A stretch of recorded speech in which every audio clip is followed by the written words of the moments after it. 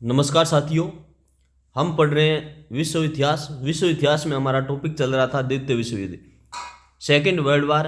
इसका एक पार्ट हमने कवर कर लिया, ये नेक्स्ट सेकेंड पार्ट है मित्रों। संयुक्त राज्य अमेरिका ने जापान पर पहला परमाणु बम कहाँ गिराया था? तो संयुक्त राज्य अमेरिका ने जापान पर पहला परमाणु बम गिराया था हिरोशिमा पर। पहला परमाणु बम है 6 अगस्त 1945 को हिरोशिमा पर गिराया था। यूएसए द्वारा हिरोशिमा पर गिराए गए परमाणु बम का कोड नाम क्या था? तो लिटिल बॉय था। इसका जो कोड नाम था वो क्या था? Little boy. ये 6 अगस्त को हिरोशिमा पर गिराया गया था। यूएसए द्वारा नागासाकी पर गिराए गए परमाणु बम को कोड नाम क्या था? तो ये था फैट मैन। तो हिरोशिमा और नागासाकी दोनों पर अलग अलग लिटिल बॉय और फैट मैन बम में गिराए थे। ये जो नागासाकी पर फैटमैन गिराया था ये 9 अगस्त को गिराया था।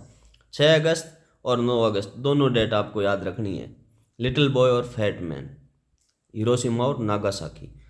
परमाणु बम बनाने के अमेरिकी गुप्त परियोजना का नाम क्या था? यानी जो परियोजना थी, इस परियोजना का नाम क्या था? मैनहट्टन परियोजना। ये प्रश्न बार बार पूछे जाते हैं, चाहे आरपीएससी की कोई एग्जाम हो या फिर यूपीपीसीएस या यूपीएससी की कोई एग्जाम हो। तो मैनहट्टन परियोजना परमाणु हथियारों के विकास के लिए एक शीर्ष गुप्त अनुसंधान और विकास कार्यक्रम था। 1941 में जर्मनी और जापान के आक्रमणों से पहले यूएसए द्वारा मित्र राष्ट्रों को सैन्य सामग्री भेजने के लिए नीति को क्या कहा जाता था? तो ये कहा जाता था लैंड लीज एक्ट।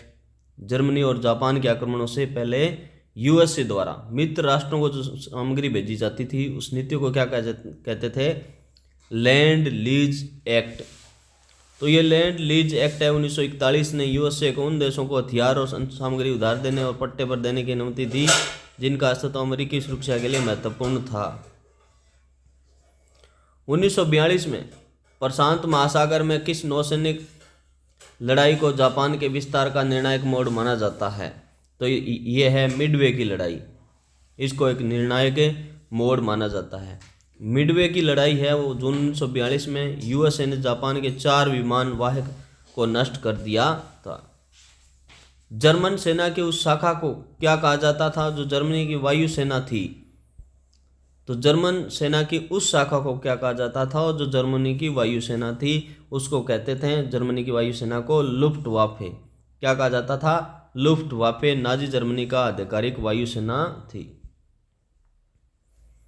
जर्मनी और इटली के नेतृत्व वाले धुरी राष्ट्र के खिलाफ यूएसए और ब्रिटेन द्वारा उत्तरी अफ्रीका में किया गया पहला बड़ा आक्रमण कौन सा था? यह ऑपरेशन टॉर्च था, जो यूएसए ने यानी अमेरिका और ब्रिटेन ने मिलकर के उत्तरी अफ्रीका में किया था। उसका नाम क्या था? Operation torch. ऑपरेशन टॉर्च नवंबर 1942 में उत्तरी अफ्रीका में मित्र राष्ट्रों का पहला बड़ा अभियान था।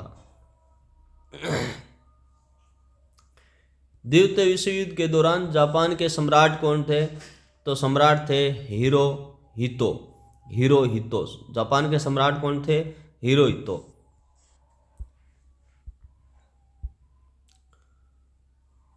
पूर्वी मोर्चे पर 1943 में हुई किस लड़ाई को इतिहास की सबसे बड़ी टैंक लड़ाई मानी जाती है? तो यह कुर्स्क की लड़ाई थी ना। कुर्स्क की लड़ाई को सबसे बड़ी टैंक लड़ाई मानी जाती है 1943 की। कुर्स्क की लड़ाई जून, जुलाई और अगस्त 1943 में सोवियत और जर्मन सेनाओं के बीच बड़े पैमाने पर टैंक युद्ध हुआ था। 1936 में जर्मनी के किस क्षेत्र को हिटलर ने वर्साई की संधि का उल्लंघन करते हुए पुण्य सैनिकार्थ किया था? तो ये राइनलैंड था। 1936 में वर्साई की संधि का उल्लंघन कर दिया और यानी सेना बढ़ानी शुरू कर दी राइनलैंड के अंदर। राइनलैंड में पुनः सैन्यकरण हिटलर के आक्रमण की शुरुआत थी जिसके खिलाफ मित्र राष्ट्रों ने कार्रवाई नहीं की। 1945 में द्वितीय विश्व युद्ध के अंत में संयुक्त राज्य अमेरिका के राष्ट्रपति कौन थे? तो ये थे हैरी एस ट्रूमैन। 1945 में सेकेंड वर्ल्ड वार के अंत में संयुक्त राज्य अमेरिका के राष्ट्रपति कौन थे? Harry S Trueman. Franklin D Roosevelt की मृत्यु अप्रैल 1945 में हुई जिसके बाद हैरी एस ट्रूमैन राष्ट्रपति बने। उन्होंने परमाणु बम के उपयोग का आदेश दिया था। 1945 में चर्चिल, रूजवेल्ट और स्टालिन ने जर्मनी की हार के बाद यूरोप के भविष्य पर चर्चा करने के लिए कहाँ मुलाकात की थी? 1945 की बात है। चर्चिल ब्रिटेन के प्रधानमंत्री थे, रूजवेल्ट अमेरिका के थे, स्टालिन जो रूस के थे। इन्होंने जर्मनी की हार के बाद यूरोप में भविष्य पर चर्चा करने के लिए कहाँ मुलाकात की थी? याल्टा में। कहाँ पर है? याल्टा।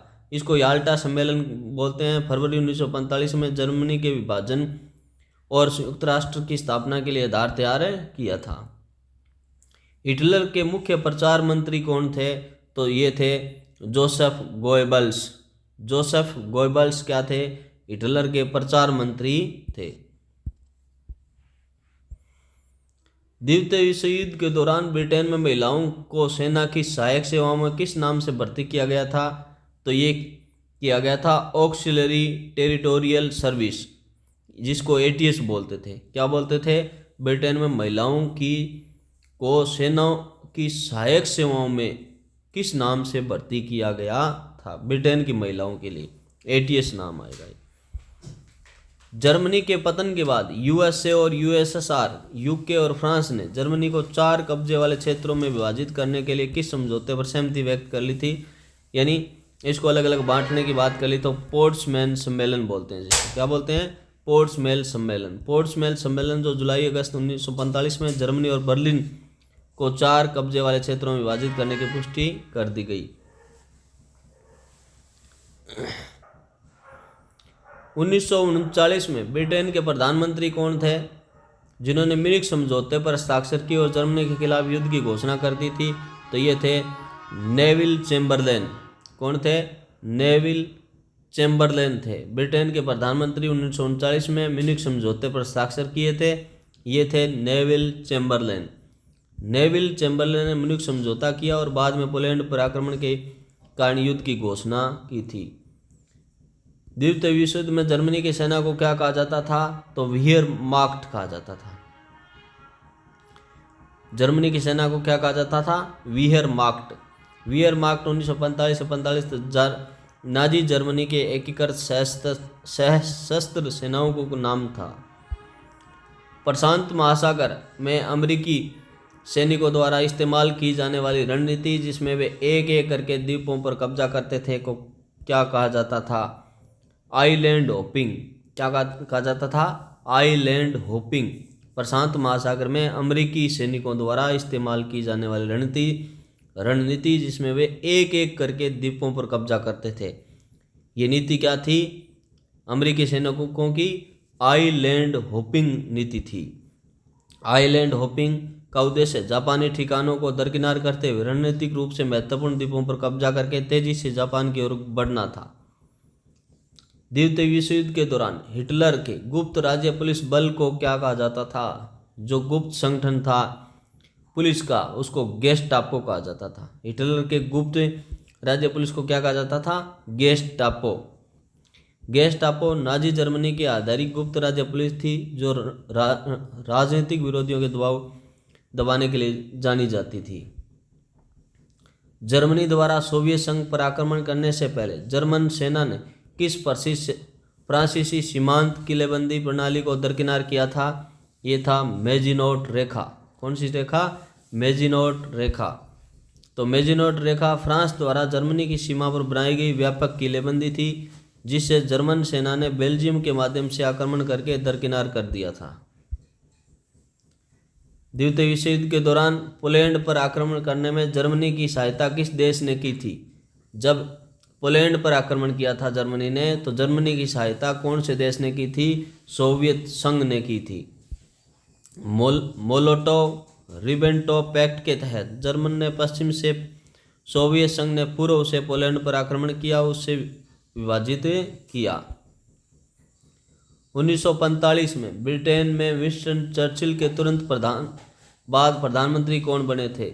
यानी ब्रिटेन में प्रधानमंत्री कौन थे? चर्चिल थे। चर्चिल के बाद प्रधानमंत्री कौन बने थे? क्लेमेंट एटली बने थे। कौन बने थे? क्लेमेंट एटली। क्लेमेंट एटली ने 1945 के आम चुनाव में लेबर पार्टी को जीत दिलाई और चर्चिल की जगह ली और इसी पर इसी प्रधानमंत्री ने भारत को भी क्या किया था, स्वतंत्र किया था, याद रखो। 1943 में इटली में बेनिटो मुसोलिनी को हटाए जाने के बाद जर्मनी के जनरल केसरलिंग ने इटली के किस क्षेत्र में एक मजबूत रक्षात्मक रेखा स्थापित की थी? यह है गुस्ताव रेखा। गुस्ताव रेखा, गुस्ताव रेखा, विंटर लाइन भी कहते हैं इसको। मध्य इटली में जर्मन रक्षात्मक किलाबंदी की एक श्रृंखला थी। द्वितीय विश्व युद्ध के बाद जर्मनी के युद्ध अपराधियों पर अंतर्राष्ट्रीय सैन्य न्यायाधिकरण द्वारा कहाँ मुकदमा चलाया गया था? नूरबर्ग में चलाया गया था। तो नूरबर्ग परीक्षण जर्मनी के शीर्ष नाजी नेताओं और युद्ध अपराधियों पर चलाए गए थे। तो मित्रों, प्लीज़ दोस्तों चैनल को लाइक करें, सब्सक्राइब करें, अपने दोस्तों के साथ शेयर करें, जिससे मुझे हौसला मिले और मैं आगे इसी प्रकार कार्य करता रहूं। और यदि आपको किसी भी टॉपिक पर आपको ऑब्जेक्टिव टाइप क्वेश्चंस चाहिए तो आप कमेंट कर सकते हैं, उसी टॉपिक पर आपको मैं ये उपलब्ध करवा दूंगा। ओके, थैंक यू दोस्तों। नेक्स्ट का पार्ट है वो नेक्स्ट वीडियो में पढ़ेंगे।